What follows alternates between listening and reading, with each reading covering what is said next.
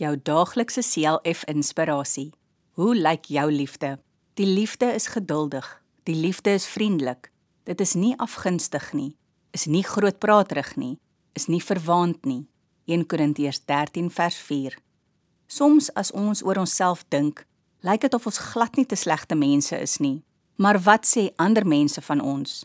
Ander dink dalk nie so nie, maar eintlik moet ons onsself meet aan die eise van die liefde, soos ons teksvers dit beskryf.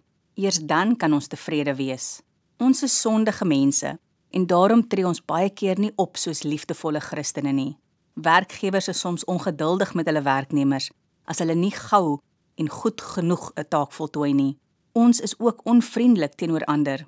Ons is ook baie keer afgunstig teenoor 'n vriend of maat, wat beter presteer as onsself. Kom ek en jy wys vir die mense rondom ons, dat ons ware kinders van God is, en dat ons liefde kan gee, soos ons hier in die Bybel lees. Kom ons bid saam. Here, U is liefde. Leer my om ook soos U te kan lief hê. Amen.